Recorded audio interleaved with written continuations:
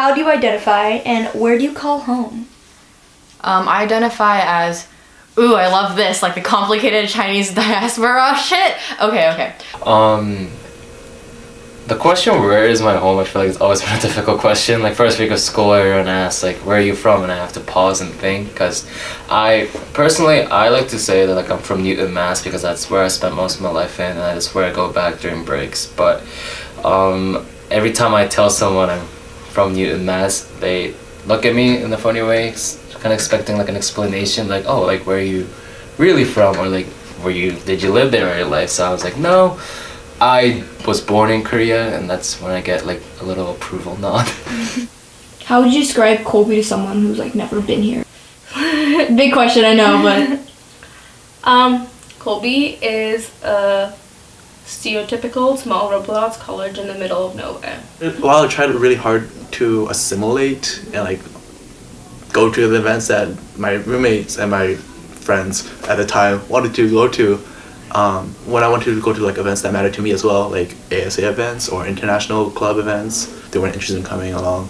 It felt weird for me to say that these people who I thought were friends wouldn't really reciprocate the same interests that I wanted to go to. Yeah, I felt pressure to assimilate so briefly. But then as soon as I felt it, I think I just went totally the other way. Coming here and being faced with so much whiteness, I was like, no, how can I just be super not unwhite all the time? But when I'm back home, like, I feel the way that I connect to my heritage is being with friends, eating food, being with my family. I don't have any of that here. So I have to go the extra mile in order to connect with my heritage. have you ever experienced personally any instances of discrimination? If so, can you elaborate? Nothing outwardly hateful, I would say. It's been more microaggressions, I guess. So, just the other week, I was in an Uber going somewhere, and I was just telling someone about like what I'm doing, and they told me automatically, "Oh, like your English is perfect." And I was like, "Thanks, I've been speaking all my life." There was an incident back at bar night, I think it was like last month or 2 months ago. We were walking out, and there was a bunch of Watervillians standing outside, and they were like heckling us as we're walking out, and like one of the last things he yelled at me was chink. I think that's interesting. That's an interesting aspect about being in Waterville because it is predominantly white, and so when I'm navigating Colby spaces, a lot of it is like more microaggressions. But when I'm navigating outside of Colby and off the hill, a lot of it is straight up racism. I think a good chunk of people in this college understand that racism is wrong. I don't think they understand that they themselves might perpetuate it, or someone that they think is nice to them is also capable of it. Or there's a lot of times that white people, even if they're professors or students, will say things that are uninformed, racist, and it kind of just gets swept under the rug, like, oh, it's fine. Like, we'll just move on. But if you keep calling it out, you're definitely the bad person, in that you get cast as the bad guy because you're too sensitive. We got called too sensitive. And there's always like someone that just like exudes the atmosphere of a fuckboy. Like they manspread, they wear like some sports bonnet thing, and it changes like the whole like atmosphere of the class because they just talk so fucking much about things they don't understand. And every time they say something wrong, I don't want to say wrong because I think that's too simplistic. If they ever say something that just comes from ignorance, I have this choice, like, should I say something or should I just keep quiet? And I say a lot of things in class and I will speak out against it, but it does take a toll on like my mental health, and it's very hard to keep doing it.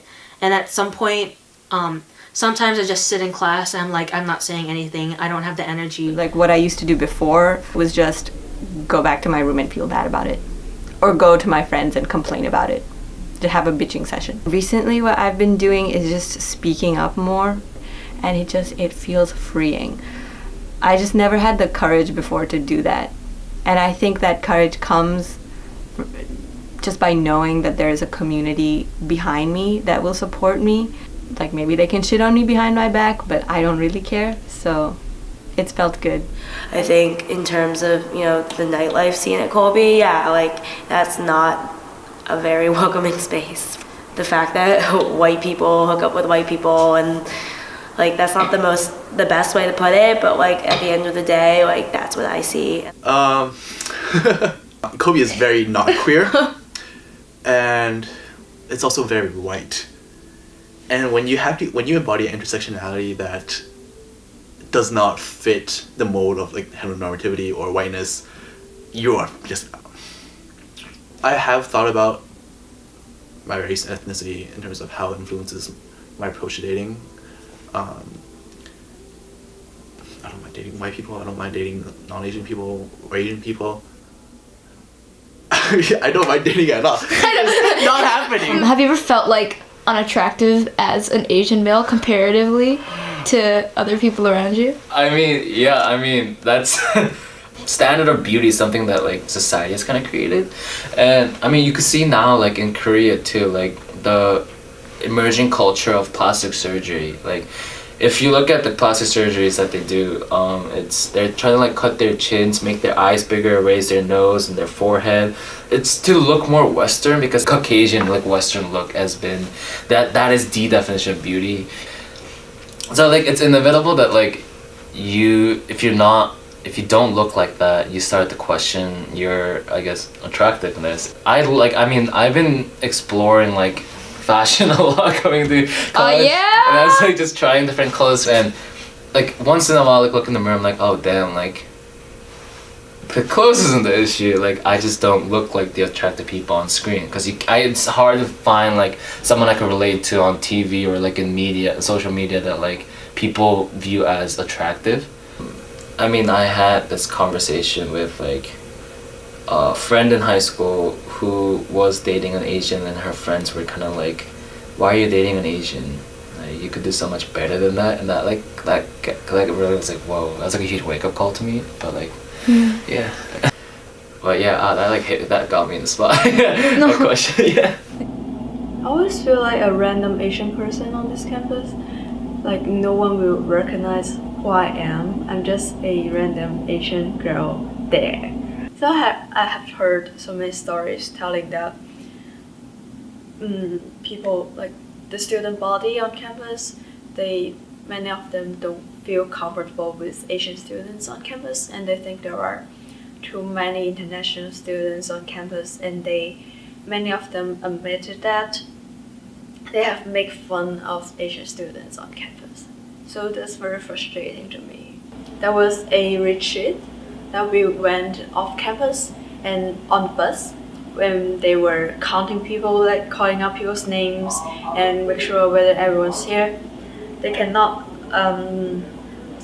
the person who's doing that could not pronounce Chinese names.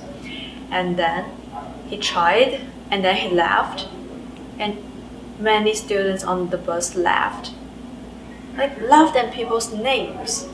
And I felt so insulted.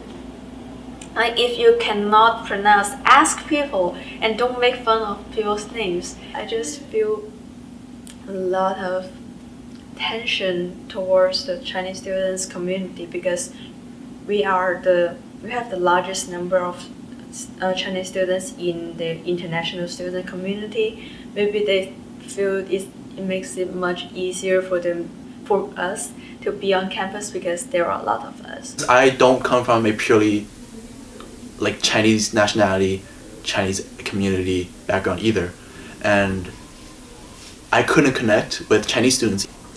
Cultural references I didn't get a lot of the times. Same way, like, I didn't understand cultural references in the States. I didn't understand a lot of cultural references in, like, when Chinese students talk about. So like in this weird limbo space. Yeah, like I keep going back to like third culture kid. For me, being a third culture kid is someone who grew up in the same sort of region that their parents grew up in, and like speaking the same language, but from a very different perspective.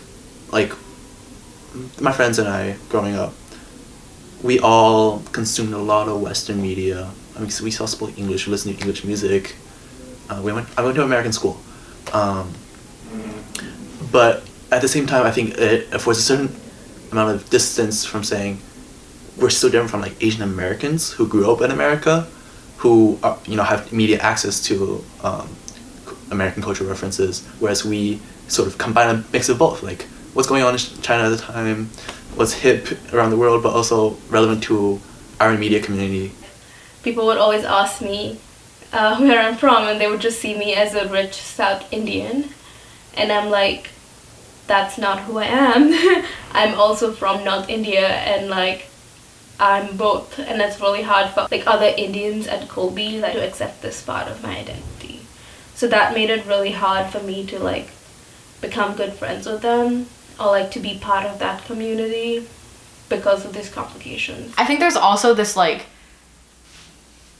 weird divide between like Asians who like grew up here and like international students. Like it's a reasonable divide because we have very different experiences, so we shouldn't be lumped together. But at the same time, I feel like there's this thing where like neither group really reaches out to each other. Because my English is not so good, I always need to stop and find out what I want to talk about, and I'm not always using the appropriate wording. So when I talk to domestic students, sometimes they will appear confusing, and how do you say that when they are not patient? Impatient? Yeah, they're impatient, and also some of them will avoid having a conversation with us just because our English is not so good. Mm-hmm. I really want there to be an exchange there because I feel like the isolation doesn't help anyone. Like, we're all Asian and we all are like, to a degree, are having the shared experience, and like the differences on where we get to help each other out. What spaces do you feel most comfortable and least comfortable on campus? I feel very comfortable in spaces in the Pew Center. To me, the Pew Center is where a bunch of like the marginalized students at Colby gather to like rant, to meet their friends who understand where they're coming from. It's a place where like a lot of clubs like organize and like make events. What's special about the Pew Center is that whenever I'm like in other places on campus, I have to check myself. Like I like have to think like, okay, these are the consequences of me being honest about like race and like politics. When I'm in like the Pew Center, I don't have to double check myself. I just say it, which is like a really wonderful feeling. I actually feel really uncomfortable in the Pew Center, and I think that really goes against like what the Pew Center is trying to do. I love the idea of like having like a safe space on campus, but at the same time, like these are the students that like the school kind of sees as outsiders and like doesn't integrate with like the core Colby community. And I feel like I don't like having a separate space like that because I personally feel like why can't I just sit like in the spa or like the Mariolo coffee as like where everyone else does and just have everything as like a community space instead of separating ourselves. When I came in, I saw the Pew as like those type of people. I was like, like they're gonna be like people who are constantly angry all the time or something. At the end of last year, because I was so lonely, I was like, I need a community. I was just like, I felt so alone, like this like lonely little ball of sadness like in the middle of Maine. Like the Pew like is such like would have been such like a healing, nice place to be at that point, I think. Like, if a person of color comes onto this campus and says the only place I feel safe or that I feel included in is the Pew Center, then, like, that's indicative of a greater problem. It's not our problem. It's not the Pew Center's problem. It's not the people who are marginalized on this campus's problem. It's everybody else. What support systems would you say are there for Asian people on campus? I would say not many. There is the counseling center, which I've heard like mixed reviews of. We do have some capable people there, and unfortunately, the counseling services are overworked and probably might be more overworked the more Colby accepts more students. The Asian Student Association is very welcoming. I think it's much more community based, which I really appreciate. iClub is very different because iClub is very much just a board who say we're gonna do these events, and international students who you've met during international orientation, you can come to these events or not? ASA. I think ASA is mostly of Asian Americans. I don't see many international students there. So like I definitely did not feel like the East Asian and the Southeast Asian communities were for me when I first came. But I think like since the sophomore year and especially this year, that's changed a lot. And I'm really happy about that. Where do you see the future of the Asian community going at Colby? It's a weird question to ask, I think, because I don't think there's a definitive Asian community in general. Do you feel like there is an Asian community at Colby at all? Yeah, so if you were to ask me that question, back in November, I don't think I would have said so. But now I would absolutely say so. It was just a matter of me finding it. So in the fall, I wouldn't have said so just because, I wasn't exploring and I wasn't really taking the time to go seek out that group. But now that that's happened, I definitely feel a strong connection to an Asian presence and my own Asian heritage at this school. It kind of took me a while to realize that that I did have this desire to connect with my Asian heritage. It still isn't clear like what we do as like a community here, and I feel like that's something that should change, because I wish we had like a very solid presence on campus. Everyone just assumes that we're all having just this perfect cookie cutter experience at Colby, but that's not always the case for everyone. Because I am someone who's comfortable navigating spaces that are predominantly white, that doesn't mean that I get to become the spokesperson for all Asians and all Asian Americans on this campus. We all have completely different experiences, just like my white friends and their peers have completely different experiences on this campus. And Like Colby is like accepting is going to accept more and more Asians each year, I am assuming, but each year the Pew Center gets less and less money. And I don't understand how like those things will work. Like, how are you going to have like more Asians but less money for us? How are you going to have more Asians but less resources for us? The future of the Asian community. There's so many cool people doing work now. It's amazing. I'm really excited about more Asians in the archives. It makes sense that we legitimize things by putting them into history like this and cataloging them, but that is a huge claim to power that white people have here, is their stories are told a lot. And I think more Asians into the archives doesn't necessarily do anything now, but it allows our stories to like remain here.